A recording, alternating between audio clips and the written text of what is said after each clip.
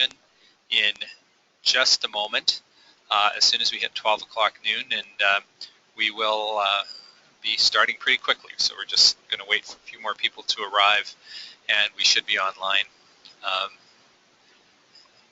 And the people you see are Julia and Charmaine on the one and Brad Hunter on the other.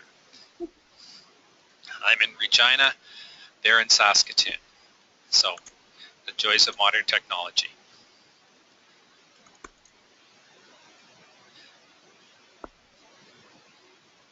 Your screen's darkening out when you move it. Right now it's quite dark. That's light. There we go.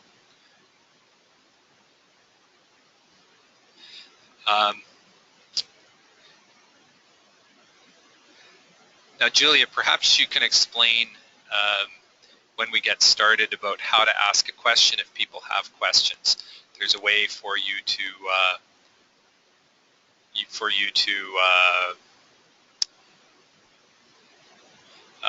go from there. And just give me a second here, and I've got to do one more thing to get us rolling. And I've just transferred to Julia, keyboard and mouse control.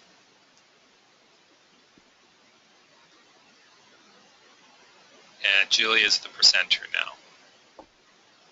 There we go. Julia should have control, or Julia's camera should have control. So if we can get the PowerPoint up, we're just about ready to get started.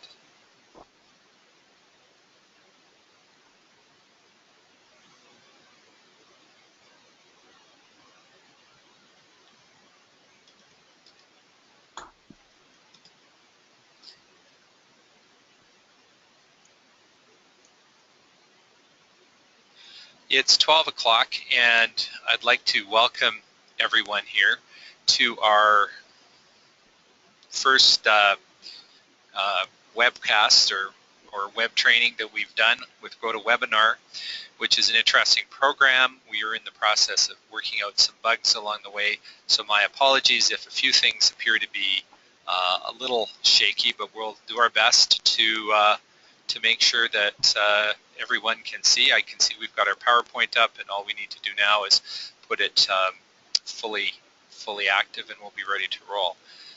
So the title of our presentation is Collaborative Divorce, How Financial, Mental Health, and Legal Professionals Are Changing the Face of Separation and Divorce.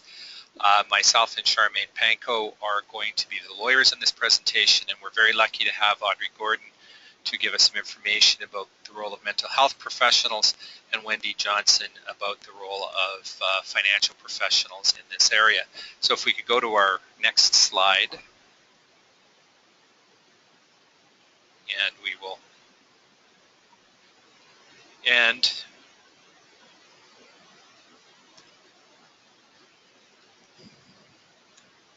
so Charmaine, just while we're waiting to get this rolling the way we want it to roll, what can you tell us about the history of, well, there's a bit of information about Charmaine and myself.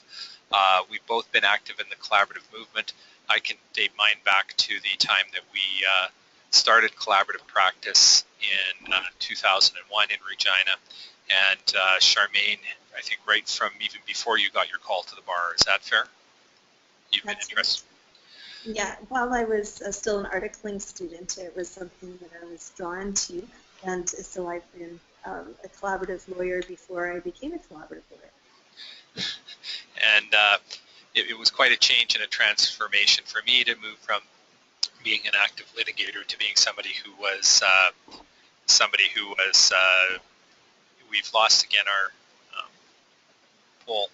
In any event, to move along, what we're going to do today is we're going to talk about a variety of things, including what is collaborative law and what is collaborative teamwork, a bit of the history around the concept, the interdisciplinary approach that is now available in Saskatchewan, the collaborative team practice overview, mental health professional Audrey will then talk about the role of mental health professionals as part of the team.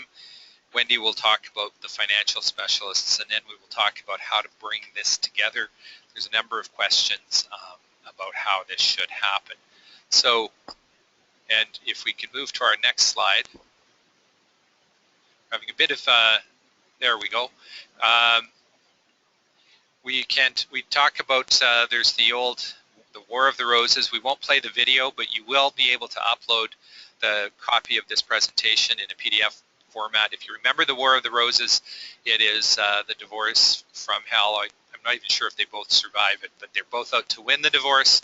They're both out to fight in the divorce, and it's a classic of the 1980s. So we'll move on to our next slide.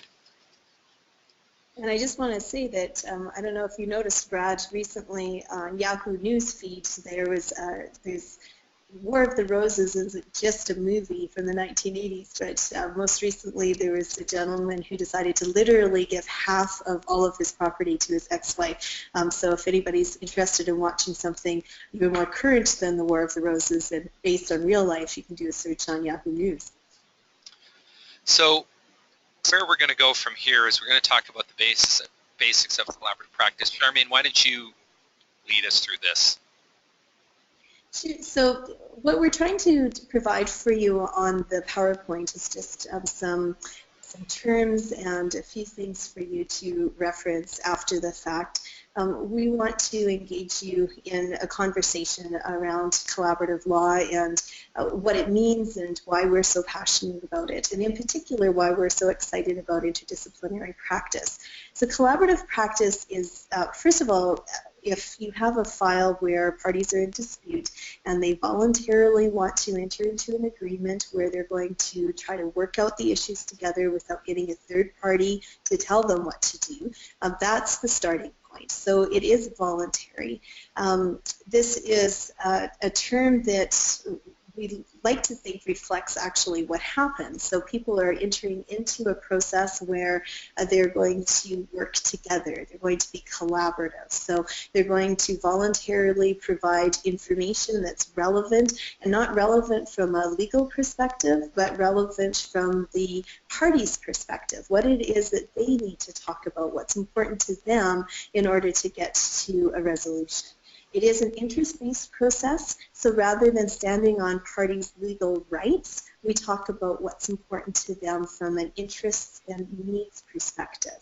We use an example of an orange, where if two parties were fighting over an orange, certainly an answer to that would be to divide it in half, and they could each have half of the orange. An interest-based perspective says, well, what is it that's important about the orange to each party? So if one party would like to have the rind to make marmalade, and the other party wants the pulp to make juice, well, then that's a way that the orange can be divided. So that's a fundamental difference between taking a adversarial, positional, legal, rights-based approach to a divorce versus an interest-based and needs-based approach.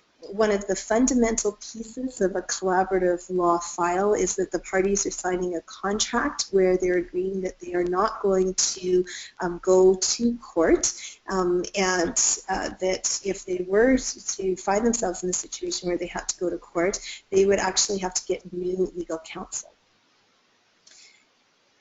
Brad, perhaps you can talk about the participation agreement that sets out that very important disqualification clause and some of the other things it covers.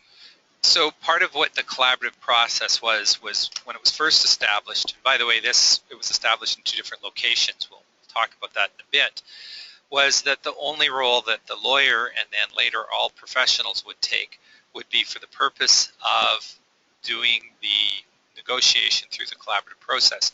If the matter was to go on to litigation, if there was going to be a subsequent disagreement, then the parties were going to have to go to new lawyers, they'll have to get new financial professionals and different people involved. So as a consequence, it was agreed, and one of the primary things is that if you're in a true collaborative case, you've signed an agreement as a lawyer and as another professional that you will not be acting for the parties in any other way should they not settle at that time. It sets up things like confidentiality, and confidentiality in a really strong sense. It's a very private and intimate type of arrangement. Suspension of court intervention. Parties, husband and wife, have agreed to work it out, and they're going to sit at the table till they work it out. The only exception to that would be some kind of emergency if someone really breached the agreement. Full disclosure of information. We talk about face-to-face meetings. Now in the collaborative law model, we will use independent neutrals and consultants. That is different than the role adopted or the role taken by financial and mental health professionals in the collaborative team model, where there is true, or we aspire to at least, true equality among everyone. And then there's an ability to go beyond legal issues. I don't know how many times lawyers have sat down and said if it was just a case about the law, we would settle in a few minutes, but it's never just about the law. The law gives you something to help people find a fair spot in the middle, or a spot where they can break an impasse. But rarely do people in divorce have legal problems. They have a lot of other problems that manifest in the legal dispute. This is set up to be, and I hate to use the word, but holistic, where we're dealing with all parts of people's issues and what they need to do to get through the divorce and on with their lives. So if we could move to another slide then.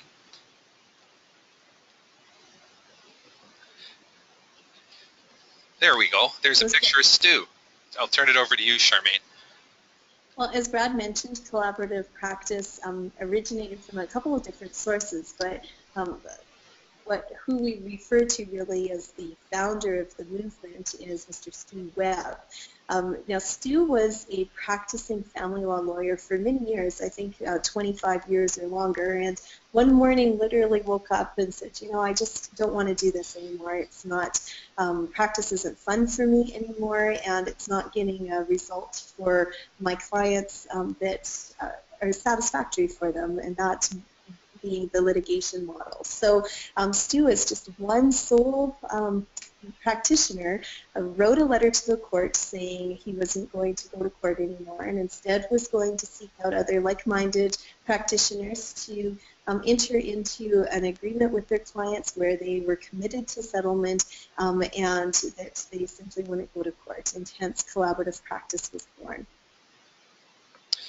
Now, there's another part of the collaborative story that we don't have, and next time we do this presentation, we will have it as one of our slides, is the story of Nancy Ross and Peggy Thompson. This is the 25th anniversary of collaborative law. It started January 1st, 25 years ago, so that would be 1989. And the 25th anniversary will be celebrated at the Washington Conference. But in the early 1990s, Nancy Ross, who is a clinical social worker, and Peggy Thompson, who is a psychologist, practiced in the San Francisco Bay Area, and they were looking for a different way of doing divorce. So they started a process roughly about the time Stu was developing his, where the two parties would work, where the mental health people would actually take the lead on the divorce. Eventually the two systems met up. They were both very small at the beginning, and it was Nancy and Peggy's ideas meshed with Stu's approach that form the core and the beginning of the collaborative team movement, the collaborative team model. So, Charmaine. And so you'll see our slide, our next slide here is talking about that evolution. And so going from just the concept of the lawyers working together collaboratively and using other professionals to work with the parties, we have seen the growth in collaborative practice over these years as it's developed. In some communities, it has become really the default mechanism as opposed to the default being going to court. And something that Brad and I share is the desire to see collaborative practice grow in Saskatchewan. And part of the reason why we're hosting this webinar, and I intend on continuing to do some in the future, is because we want to support other lawyers and other practitioners that want to see collaborative practice grow in the province. And we see from going out into the general population and talking to the public about this as an option that that's what they're really interested in. Very rarely would you have a client come in and say the whole reason why I'm here and what I want to do is have the experience of going to a courtroom and going through a trial process. The truth is they don't know what's available to them in terms of working out to their dispute, and it's our responsibility to help them understand what their options are and why collaborative practice and taking this approach and what the benefits would be for them. And so we talked about collaboration as being an international movement. Every major city in Canada and the United States, I think every province now, there's a group in Newfoundland, which was the last province, and it's around there. In addition, throughout most parts of Europe, most countries in Europe have collaborative groups that are quite active. They have a biennial conference. Last time it was in Italy, I think, and before that in Scotland. There's a great deal of collaborative activity in Australia, I know that. So as a consequence, it's an idea that seems to have captured the imagination of many lawyers, although we are all working very hard in an attempt to make it work better. And that's part of where we come with or go to get to the idea of a team model, because it has some significant potential advantages. And in fact, I think we even have a couple of participants in today's webinar all the way from Brazil. That's correct. And yes, South America as well. So you can name these people, can you, Charmaine? I can name two of the three. I was thinking about that too, and the third person that maybe everybody can't remember, I was like, oh, I can't remember who that was. But if you do a Google search on celebrity divorces, what's interesting is that collaborative practice is something that is being utilized by the rich and famous. We'll often promote this as a cost-effective way to resolve your dispute, and not that it isn't, because it can be, but it's really, there are some other interests that are at play. Having some control over the timing of your outcome, as well as having some input into the outcome, but also protecting privacy. And there are a number of families in Saskatchewan that it would be important to them to be able to utilize something that doesn't have to be out in the public courtroom. So you can see by some of these famous cases that that's extended to Hollywood as well. And a particular interest group that likes collaborative divorce for its privacy reason is politicians in a variety of different places. And at least one U.S. senator has gone through the process, perhaps more, but the confidentiality and the control really matter to a great deal of people. This is Aware Saskatchewan, where we are. We have 190 trained lawyers in the province, a number of whom have been appointed to the bench. Our association has 90 lawyers. We've done a special training for legal aid. And last year we brought in Victoria Smith and a couple of other people to do a team training to help us start the team model and get it to work more effectively.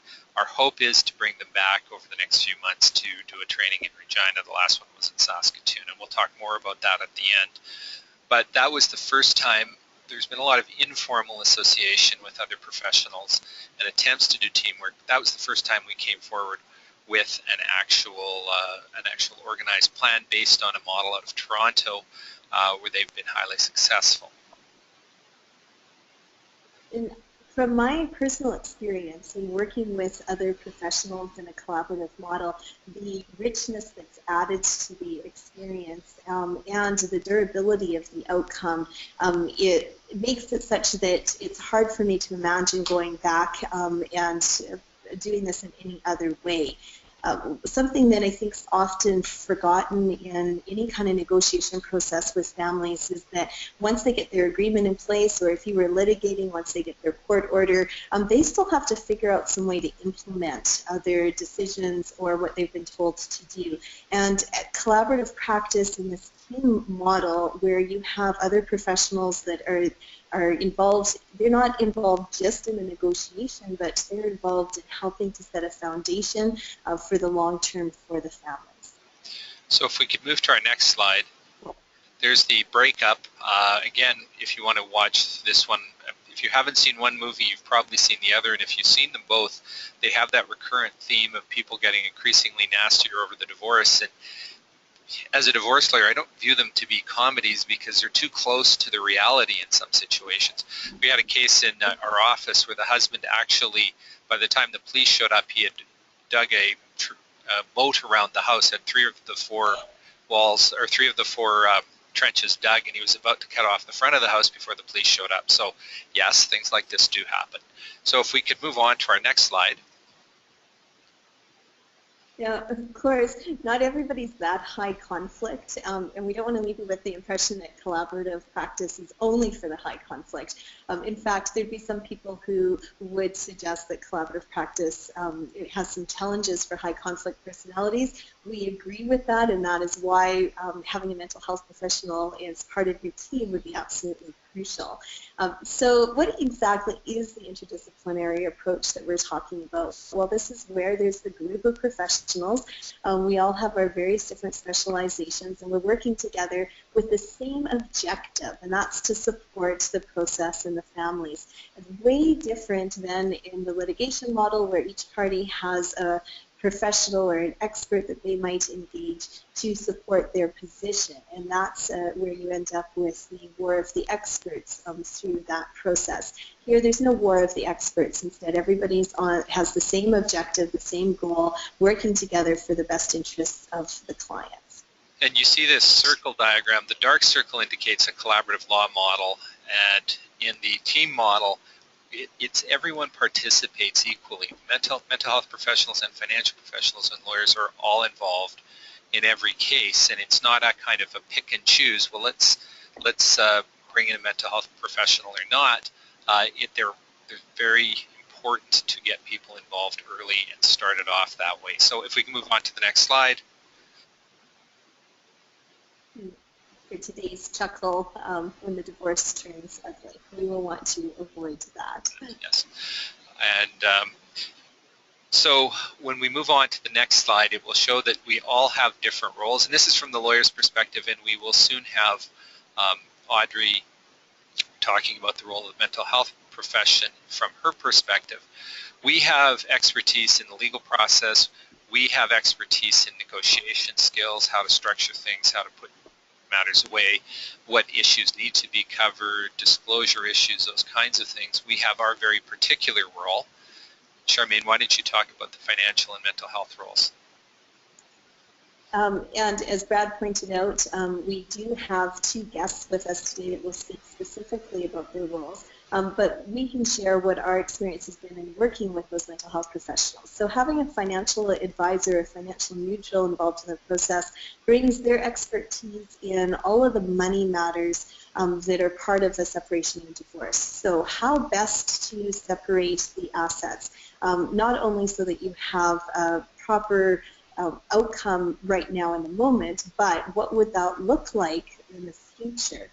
Helping people with their budgeting, looking at support issues around duration as well as amounts, and doing it from the perspective of what is going to meet the needs of each party. And when there's children involved, keeping them in the center of it. A lot of times as lawyers we see people using children as pawns, and the financial piece of it can get very messy, where something that would otherwise be important from a child's perspective is being at risk of being taken away because the parties are fighting over the money.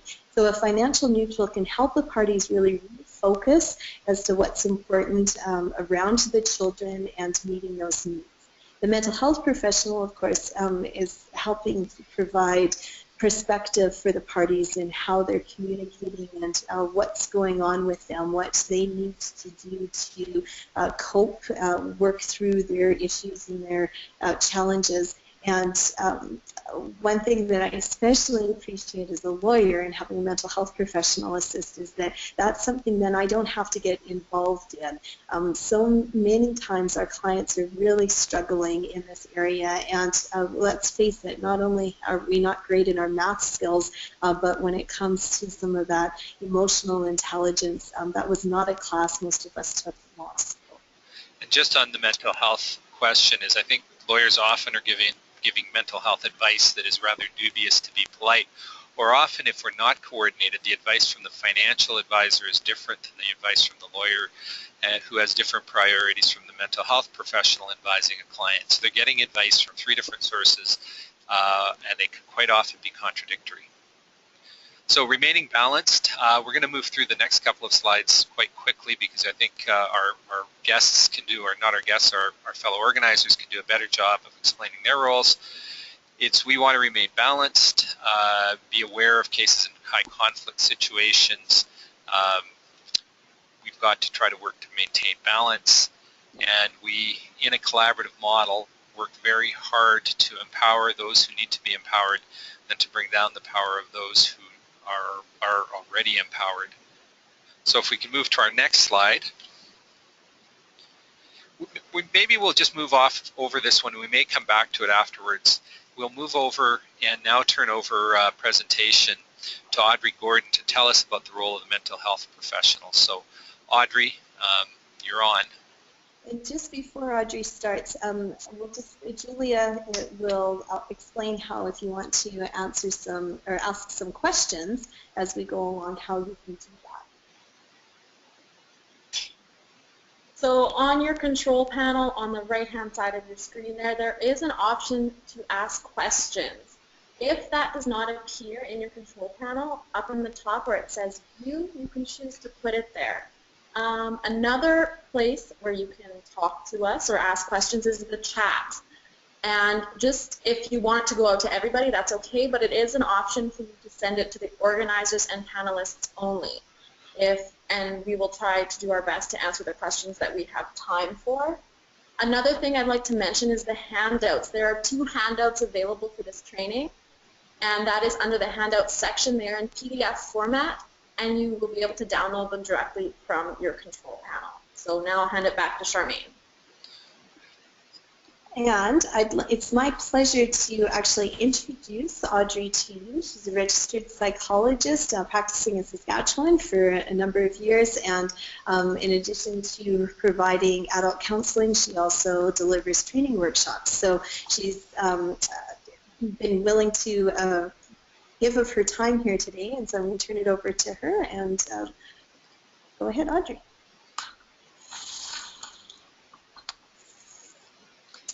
Okay, so good afternoon. I think that one of the key issues, can I just confirm that this is okay?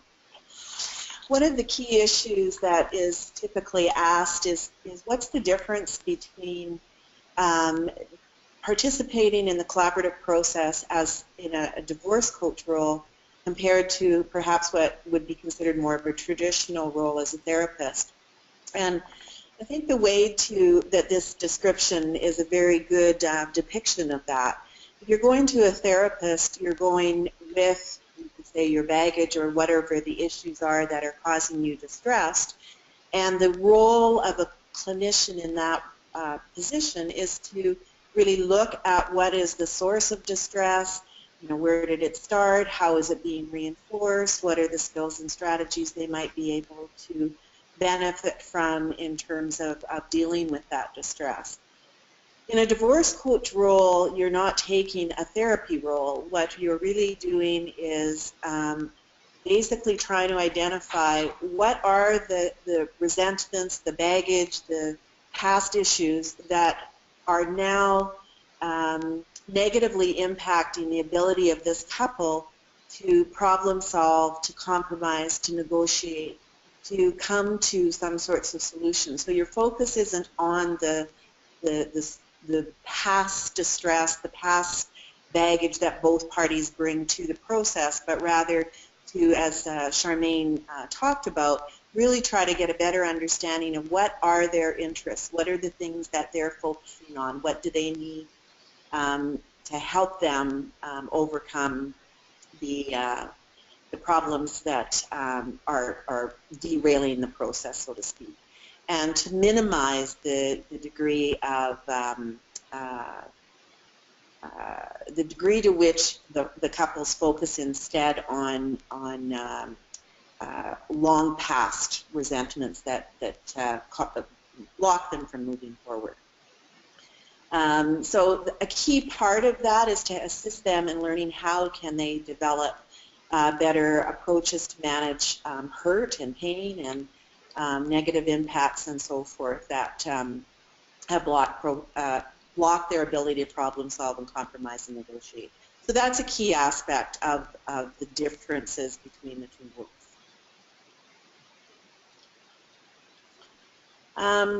So in many respects, what I would be doing in a collaborative process would be trying to de-escalate the intensity of the emotions that the clients are experiencing and help them to, first of all, feel validated, that to feel as though they're being heard, to try to decrease the likelihood of them engaging in power struggles, to lose sight of what their long-term goals are, to help remind them about what the future might look like, particularly if there are children involved. It's not uncommon for people to be so focused on the sort of conflict that's going on between them to really lose sight of the longer term goals and the impact on their family members. So it's a balancing is a very good way to kind of frame it. Is my role as a neutral in this process is to really give appropriate focus for each party to have their needs heard, and then to assist them in being able to let go in some areas and really figure out what's the part that's most important for them, and to try to bring two parties closer together in terms of achieving what they need out of the process.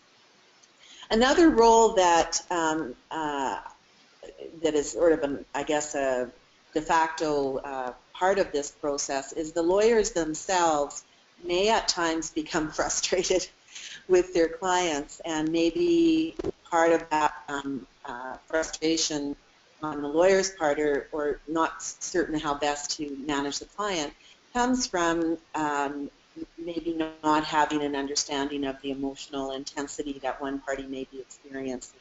So a lot of the process also involves working with the lawyers, providing them with some suggestions, considerations to keep in mind, and so forth. And again, collectively, that contributes to a better outcome. As noted in the bottom of this slide,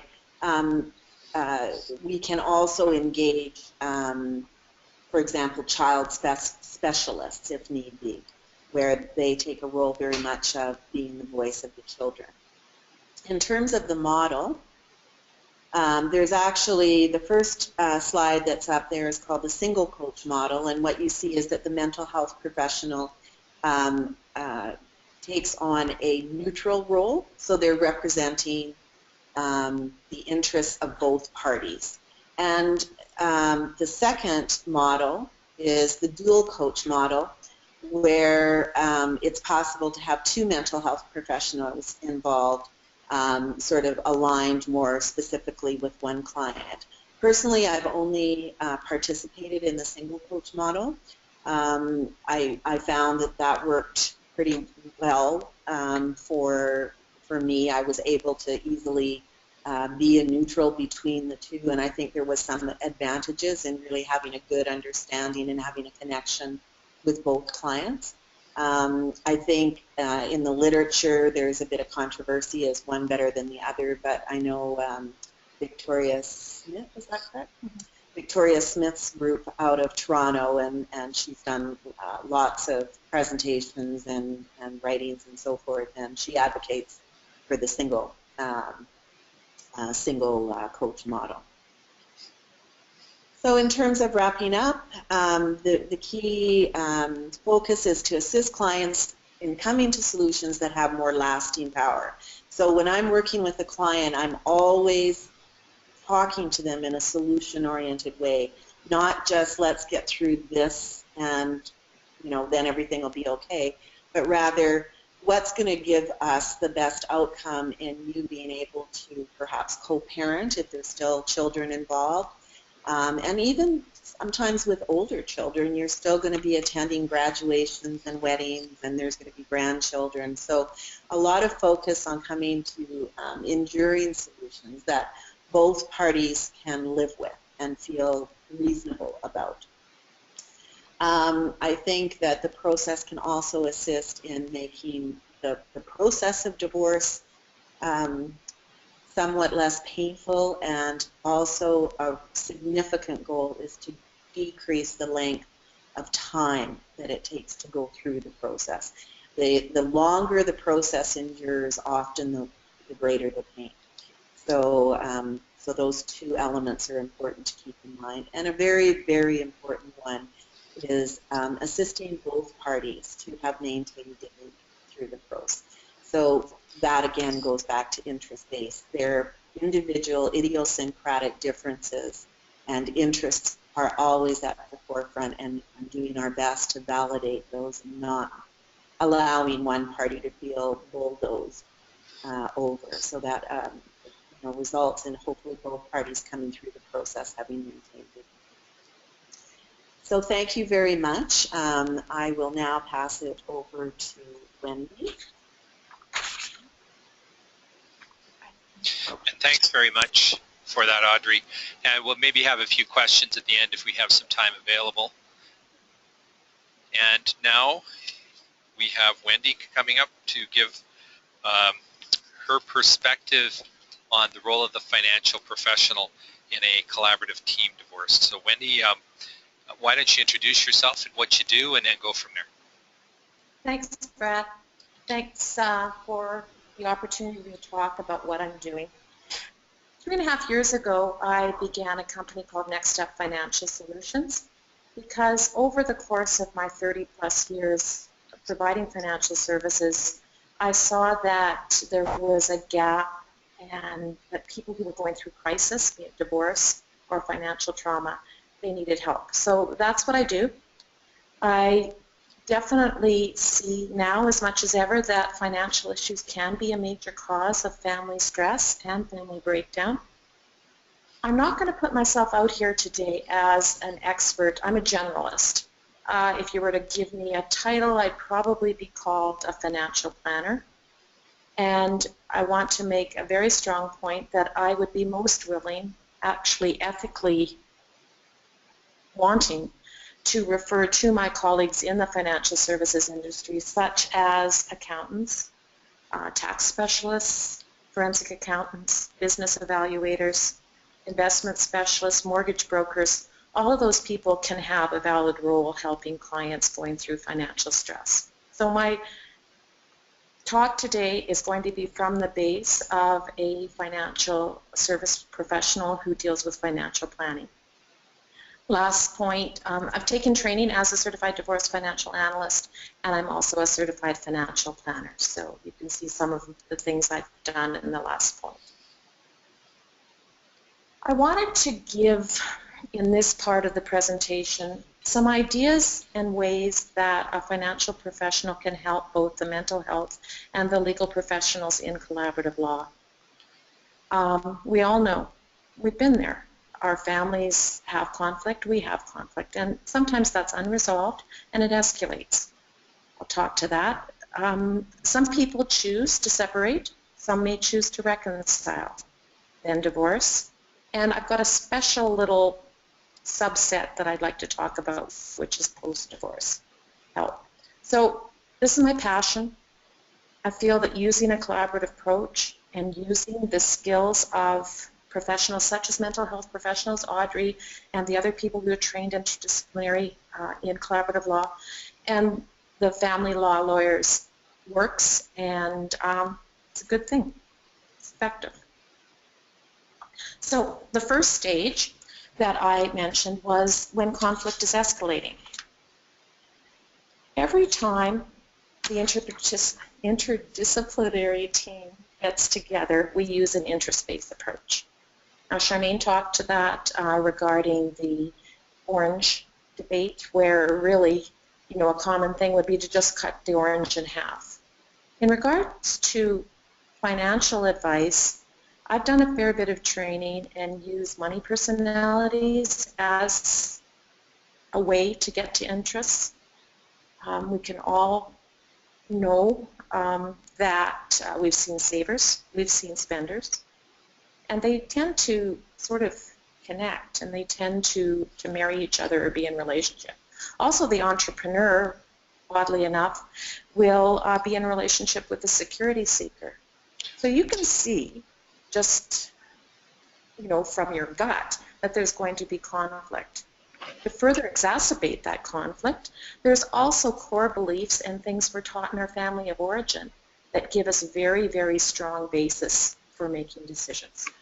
So enough about that. I could talk all day. But the other thing that I really, really want to talk about is I love being provided the opportunity to educate the inexperienced client. It's not always the case, but often there's going to be, I hate to say it, but husband and wife. Let's just say husband and wife, or two people in a relationship. One will have handled the money, the other will have backed away because of inexperience, lack of knowledge, no desire, and so on. So when they're making decisions that are going to affect the rest of their life, I feel it very important to educate the inexperienced person and eliminate some of the power imbalances that surround money. That's just one of my ideas. Okay, last point. When conflict is escalating, I think financial professionals can enter in to really describe reality for the clients. Are there credit issues? Should they remortgage? Should they refinance? Do they have credit problems? Are the children's expenses and needs being taken care of? So those are just some of the ways I think when conflict is escalating that a financial professional can help. In separations, when people have decided to separate, families need support and education. Again, can we afford to separate? I've had people come when actually would have been really tough until they made some financial changes to separate. Budgeting, cash flow, like those are words that people just really turns their stomach a lot of time, and they've never ever done it. But if they're going to go forward and be able to implement the interspousal agreement that the lawyers are going to develop, they need those skills. And I work with them. It's just education again. Something the lawyers absolutely love that I can do is, I call it papering the financial assets and liabilities. My fee is lower than most lawyers, so it's cost effective for me to get together all the investment statements, the mortgage statements, perhaps the appraisals or market evaluations of properties, just some of those things. We can work as a team to decide what I will do, but if I take that, it is very, it's a lot less stress for the lawyers to have to do that, so it's a good thing. Charmaine alluded to it, but another thing I can do is when the collaborative team gets to the point of possible scenarios, I can input those into my software programs and see, okay, well, it's 50-50 today, but what's that going to be like, over the next 30 years? And we can look at the different scenarios to see which might be the fairest, or which might be not even fairest, which ones might meet the interests of the clients. You'll see on that slide the interests are paramount, and that each scenario, each result, each settlement is going to attempt to provide and meet the interests of the clients. How am I doing for time? Okay, pretty good. Again, important point. I'm a financial person. I'm not a lawyer, and I will never give legal advice.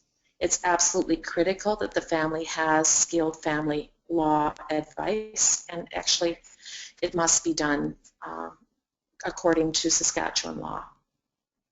Mental health professionals, Audrey has given amazing idea of how the mental health professional can, enter into the picture, and I thank her for her words there.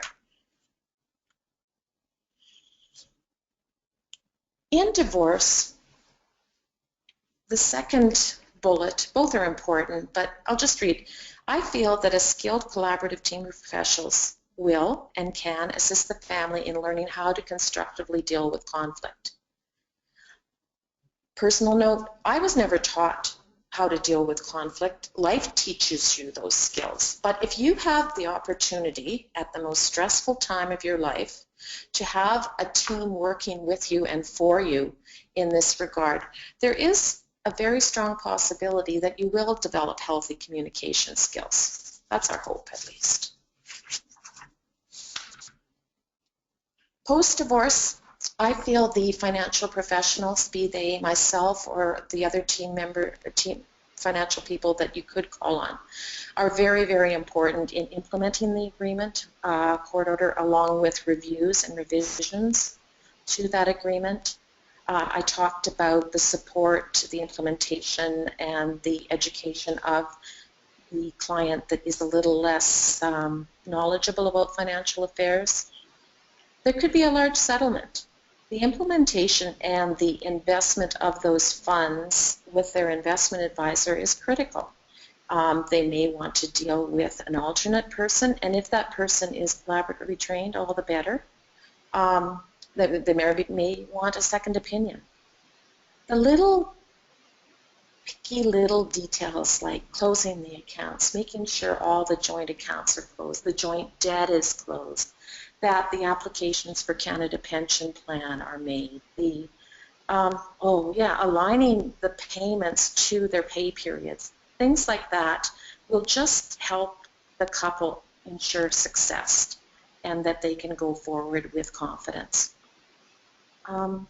Last story, I am divorced. I was divorced some time ago, and it was very, very traumatic. It was, like I say here, a complex emotional, legal, and financial process. I came to the worst part of my journey at the end, at post-divorce. When I got my decree in the mail, and it said I was divorced, I've been going through it all the time, but it shocked me. And it made me feel a bit like a failure, whatever. You know, I don't have to go too much into it. All I'm asking is that please don't forget the post-divorce period and that the collaborative team can support at that time too. So those are my thoughts. I'll turn it back to Charmaine and Brad now. We actually have a question for Audrey, so if Audrey's listening, and I'll try to summarize the question, but what do you do when you, if you're dealing with a situation where one of the parties is cheated on the other, they've had an extramarital affair, with respect to the injured party, the one against whom, or the one who was cheated on, I guess, how do you help that person establish trust to actually trust and negotiate with their ex-spouse or soon-to-be ex-spouse? Are there techniques or approaches you can use? Well, I'll answer it in a very summarized way. I guess the first thing would be that as a mental health professional, I would definitely want to do a fairly good assessment. I'd have to have a good understanding of where both parties are at and what they're actually capable of dealing with. Obviously, what's typical is the person that has been cheated on will feel, well, there will be a high likelihood that that person may want to block progress. They would tend to be wanting to get as much as they could get. So that it can get into a very sort of resentment-based approach. So from my perspective, I would be working with both parties, but I would likely be trying to spend a fair bit of time trying to illustrate or describe for the person that was cheated on what the benefits of this kind of a process might be, how despite the pain and suffering the individual is going through, that there is still a way to move forward. And as I said before, a lot of what we do, and it speaks to Wendy's point as well, is this is about the future.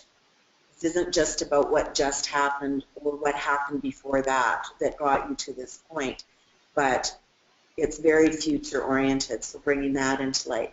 And I really appreciate this question because I did want to say, and I had forgotten to do so, that it may be that that person will also need to be going through individual counseling simultaneous to the process. And I would likely prescribe, based on the state of the person involved and what's going on for them, that individual counseling would probably be my recommendation. Having said that, a step that we try to take is, with, of course, the client's consent and release of information, at least bringing the clinician they're working with some awareness of the process so that we don't get into a situation where inadvertently the clinician supporting the client in a therapeutic relationship inadvertently sabotages the collaborative process simply by not having an understanding of the process, and actually can actually end up doing harm if they don't have that. So in that kind of a situation, I would typically try to get the client to provide me with consent to at least describe the collaborative process and what's going on and what our goals are so that they have some awareness of it. So it's a sort of long-winded response, but I hope that would give you a picture. And it's a response that's far more thorough than a lawyer could or would or ever should offer. In fact, we do use the opposite approach. We tell people to just ignore everything because the law, it doesn't matter in the law, and it doesn't. But at the end of the day, it matters to the person, and until you're past that, the case will never settle. And it's very useful. So thank you very much. So Charmaine, we can get you back in the picture here. So we just have a few minutes left to wrap up with, and I hope you found this an interesting and, dare I say, enjoyable presentation so far. Charmaine, just some other questions that'll come to mind, especially this is one of the common ones. Isn't this hideously expensive to bring in a financial person, 2 lawyers, a mental health person? Isn't this just going to, drain clients of money, or alternatively just be more expensive process? What would be your answer to that question? Well, I actually went online to do some research recently because I was curious as to what the average cost of getting married is these days. And in Canada, the most recent statistic is $34,000. And so my initial thought is when people are separating and divorcing, that perhaps that's where they should orient themselves to start off with. And the notion of being able to do it quick and cheaply is perhaps not very realistic. So that's the starting point. And then in terms of bringing other professionals into your negotiations, the reality is the more support that you have, the more efficient that you can be. And as Brad has pointed out, as lawyers, we wouldn't necessarily help you as a client to be able to deal with what's going on that's causing you a barrier and creating an impasse to getting to a resolution. So lawyers could actually cause more or create more cost by trying to do something outside of our area of expertise, whereas if we can bring in the professional as part of the team to address what's going on, it can be more efficient, and overall the costs can actually be kept down. Of course, we don't have a crystal ball. We never know how well people are going to make out in their negotiations. But if you're trying to choose between a version of collaborative law that might hit all of the parts that are needed versus the one that we know will, I would always recommend the one that we know has all of the pieces that might come up. And thanks for that. Lawyers are lawyers because they don't want to be accountants or financial professionals, and accountants and financial professionals don't want to be lawyers or mental health professionals. So we end up focusing in on each of the skills that we have, and that way the advice is quite often a lot clearer and easier to understand. Wendy talked about the education function, and when it comes to money, quite often one of the spouses, sometimes both of them, just don't understand money or what it means to them, and it's that education component that's so key to getting them into the position where they can come to an agreement that works for them. So, but we're going to just spend a couple of minutes wrapping up. Charmaine, what would you suggest if anybody's interested in becoming involved or more involved with collaborative team practice, how they would go forward? Certainly, in terms of contacting any of us that have been part of this webinar, Brad or myself or Audrey or Wendy, I don't think that I'm overstepping my authority by saying it's an open invitation to call us or to email us if you have questions. beyond what we're talking about today and you're interested in pursuing collaborative practice. Locally, of course, we have our Collaborative Association, and if you were to go online to the website and contact the administrator to put your name on the list for the next initial training that we'll be having. Our goal is to try to offer initial training once a year, and if you're on the waiting list, then we can get you in to have you trained. If you're wanting to reinvigorate your collaborative law practice, perhaps this is something that you have, you're trained in collaborative practice, but you haven't been seeing collaborative files coming through your door. It's really just a matter of getting your head back into what's exciting and good about it. Brad and I were talking just yesterday about the fact that we always talk about how this is a better process for clients, but there's another side to it, and that is the reality is it's a better process for us as lawyers. If you're experiencing any level of dissatisfaction in your practice and you're looking at the constant adversarial nature of the work that you're doing from day to day and the toll that it's taking on you, this may be something that you want to take a second look at. Brad, additional thoughts you have? Well, I would agree, and the other thing is by sharing the knowledge that we have, we'll simply do a better job for our clients. I'll be happier. I'm certainly enjoying my collaborative cases more than I do my litigation files. But what Charmaine and I are also going to be doing, hopefully working with Wendy and Audrey and others, is to also start doing some online approach to training and to some understanding and some problem solving in the collaborative field. So we are looking at training things like an interest-based program for either lawyers or non-lawyers about the basics and the basic skills that we have. So if we could move on to our next slide. And so for other professionals, I don't know if Wendy or Audrey has anything they'd like to comment briefly about where they think people from their profession should go if they're interested in this. I'll just add to that, and I think from the webinar-based training is a really good start. I think one of the struggles that it has been an issue so far is that there has been limited training opportunities. And because it is so new in Saskatchewan, there's a bit of a reticence for mental health professionals to endure the cost of, for example, I went to the United States to get my training, and I think there's a bit of a reluctance for some mental health professionals to invest those kind of funds without really knowing if there's an opportunity for them to practice the work and so forth in Saskatchewan. So I think increasing public awareness, increasing professional awareness, and increasing the opportunity for training opportunities are key issues. And I'm assuming, Wendy, that the same would be similar in your role. There's quite a little group of us that have taken the collaborative law interdisciplinary training, and we are contacting each other.